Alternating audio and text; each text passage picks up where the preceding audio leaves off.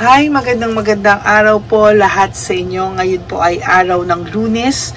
Tingnan po natin kung ano po ang makikita natin sa araw na ito sa teleserye ng inyong buhay. Ano po kaya ang nag-iintay para sa inyo sa araw ngayon ng Lunes. Tingnan po natin, kamusta po ba ang person nyo? Ano po ang current feelings niya ngayon? Ano po ang nangyayari sa kanya na pwede nating makita, no? Yan. Ano po kaya ang makikita natin? Excited po ako, no? Kung ano po ang lalabas sa ating baraha ngayon.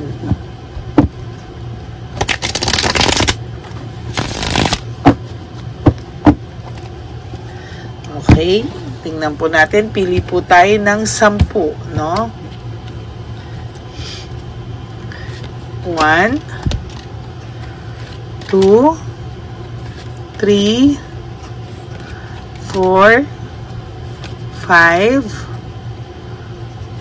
6, 7, 8, 9, and 10.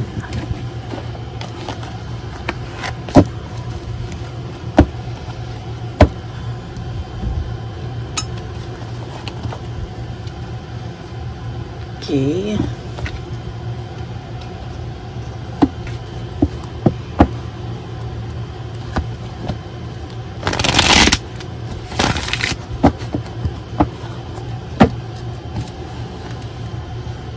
Pili po tayo ng 10 ulit. 1, 2, 3, 4, 5, 6, 7, 8, 9, and 10. Okay.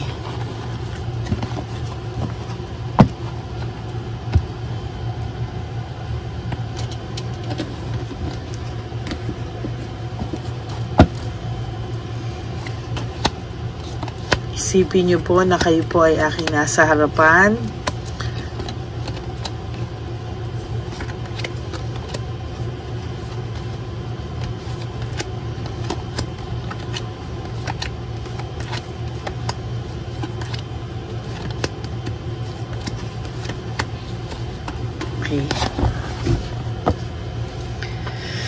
Okay, sa araw na ito, ano po kaya ang makikita natin? Ngayon po, simulan na po natin ang ating baraha.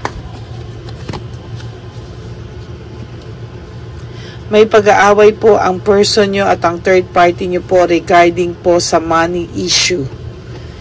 Ayan, no? Tungkol po sa pera, no? Meron po silang pinag-aawayan regarding sa pera. Nagka-clash po yung interest nila. Nagka-clash po sila. Hindi po sila magkasundo dahil nagsusumbatan po sila ngayon, no? For whatever reason, nagsisisihan at nagsusumbatan po ang person mo at ang third party nyo, no? Nagsisisihan sila at nagsusumbatan.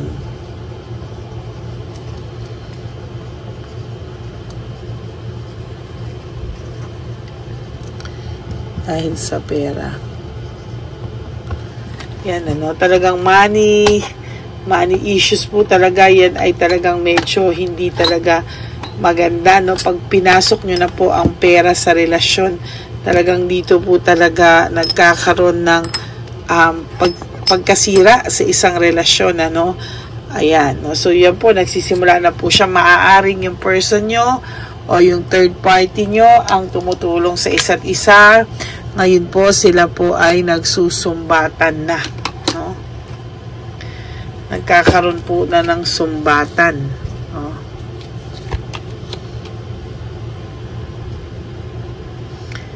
Teamwork and collaboration. Sa totoo lang po sa ngayon, ayan, ano, nakikita ko po na ayan o, nakikita ko po na dati po nagsimula silang magkakampi, no? Parang ikaw po yung masama, ikaw po yung laging, ikaw po yung laging masama, ikaw po yung laging kontrabida, no? Parang feeling po nila magkakampi po sila.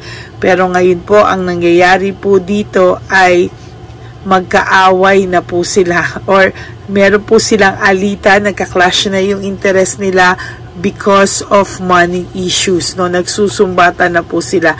Now, naiisip ko po ng person mo, somehow he wants to reach out to you, hope reaching out, but hindi rin po siya makapag-reach out sa'yo for some reason, ano? Maybe because wala nga siyang mukhang maiharap sa'yo, or too much ego. Dalawa po ang nakikita ko, no? Maaaring may too much ego, meron din naman po akong nakikitang pagkapahiya, no? Meron pagkapahiya. Kasi siguro naiisip niya po na nung nawala po ikaw sa kanya, nawala siya sa iyo, ay sumaya na po yung buhay mo, no? Parang nag-start ka pong mag-evolve, nag-start ka pong magsimula ng bagong buhay, and somehow you are enjoying your life. Nagre-recover ka po because nagkaroon ka na ng clarity, oh. May clarity ka na po, so somehow you are starting to move on with your life na hindi niya po nagugustuhan. Nababalitaan po nito na nagsisimula ka na po ng bagong buhay mo, and somehow nagkaroon ka ng clarity, no, sa ginawa niya sa iyo. Nagkaroon po kasi kayo ng conflict, no? Pinili niya po yung iyong third party, no, na dapat hindi mo inakala na gagawin niya sa iyo, but ayan, ngayon may conflict na po sila ng karibal mo o ng third party nyo, no? Nagsisimula na po silang magsumbatan sa pera. Tuloy-tuloy mo lang po yan na maging masaya ka, no? Kasi sa totoo lang po, yung kasayahan mo po ay nagsisilbing kabisitan sa kanila. Hindi po nila gusto, lalo na po sa third party, ang makita ka pong masaya, no? Para pong naging mission na ng third party o naging hobby na po niya na magkabisitan kayo, na gusto niya po somehow, hindi ka po maging happy forever and ever. Kahit po nagmo-move on ka na sa buhay mo, ang gusto po nito ay patuloy kang umiyak, patuloy kang ma-insecure. Well, wag niyo po siyang bigyan ng ganong, lalo na po ngayon, no, nagka-breakthrough ka na, sharp mind, clarity, naging wais ka na po, no? Alam mo na po yung katotohanan, alam mo din po na kahit isisi sa'yo, hindi naman po ikaw ang may kasalanan. Kaya somehow, wag mo pong bilhin yung idea na ikaw po yung may kasalanan. Kasi for some reason, alam mo naman po sa sarili mo na hindi po ikaw ang may kasalanan dito, no?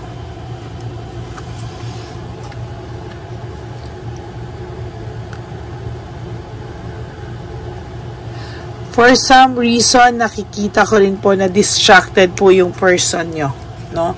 May hindi rin po siya matahimik ngayon. He's thinking kung talagang naka-move on ka na daw without him, no? Parang hindi niya po kayang tanggapin, no? Hindi niya po kayang tanggapin na makaka-move on ka from him. Ayaw niya pong nababalitaan na masaya ka na wala na siya sa buhay mo, no? Hindi po niya akalain, hindi niya po akalain na makaka-survive ka without this person. Ayaw po niyang isipin na kaya mo na po nang wala siya sa buhay mo. Unresolved issues, emotional baggage. Maybe your person po has a lot of emotional baggage because of the unresolved issues nila ng inyong third party, no? The reason why ang dami niyang emotional baggage is because hindi naman po siya nag-heal from one person to another.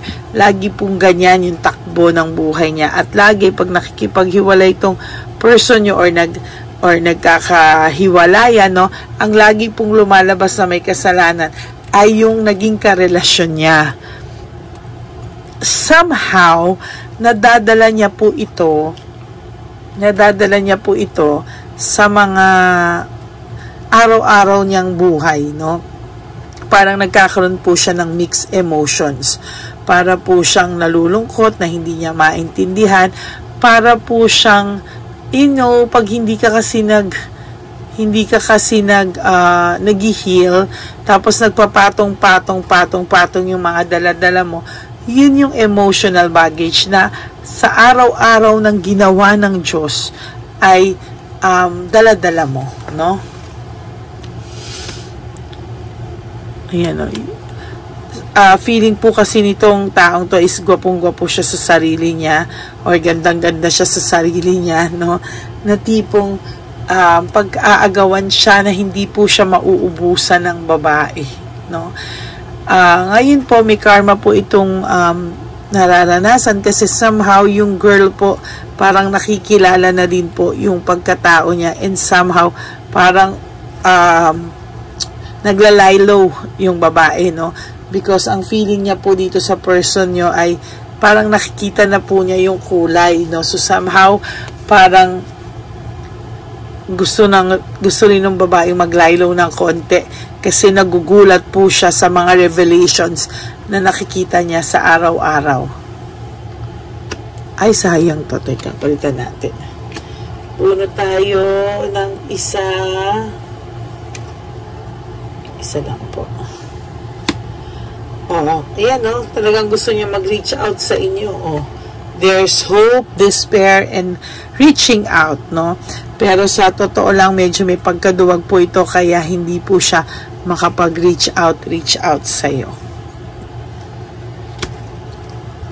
New venture and prosperity, kailangan mo pong magsipag, mag-ipon para sa sarili mo, no?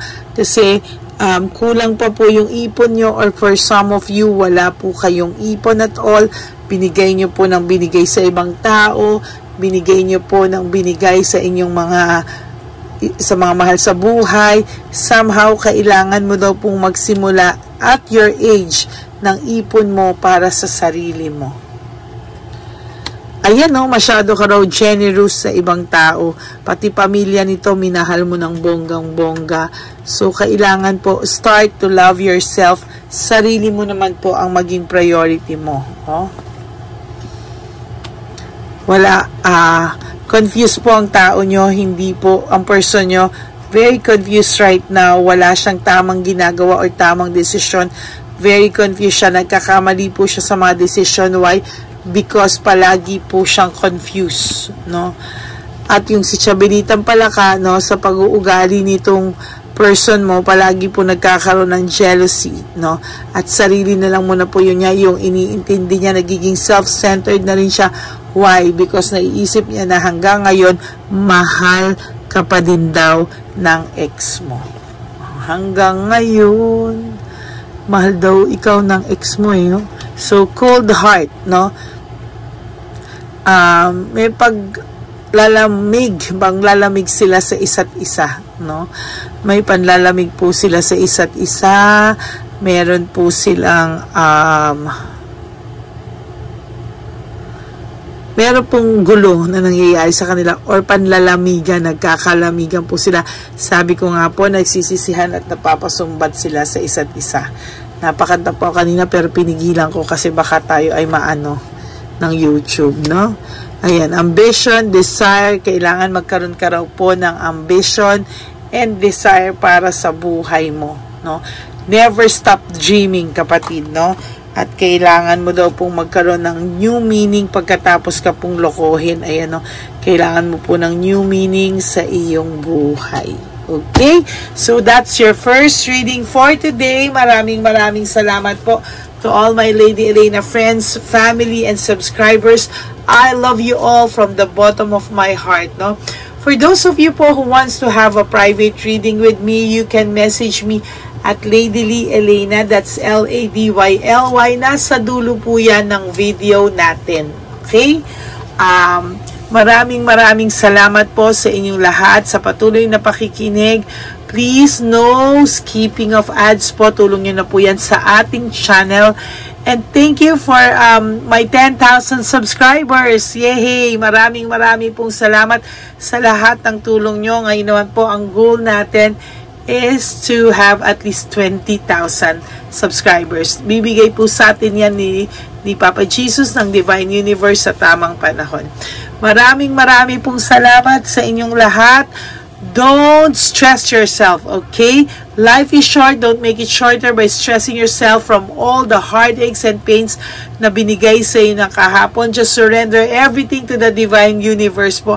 Ang mga bagay na hindi natin kontrolado, isurrender nyo po lahat sa Divine Universe and just let go and let God write your love story. Yan. Pasensya na po kayo, malat pa po ako at talagang medyo barado pa po ang ilong ko, pero lagi po akong nandito at pinipilit ko pong yung aking boses para somehow kahit po barado ilong ko, hindi nyo po mahalata. Okay?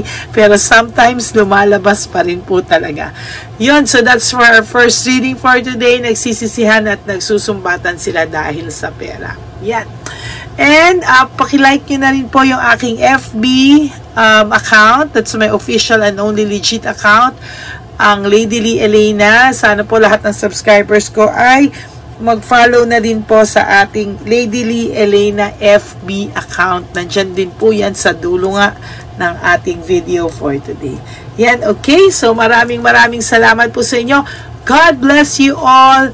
And I will be back again for another set of reading. Meron po akong nilabas kagabi. Sana po napanood nyo po yun. Okay? Maraming salamat po. God bless you all. I love you. And I'll see you again on my next reading. Bye!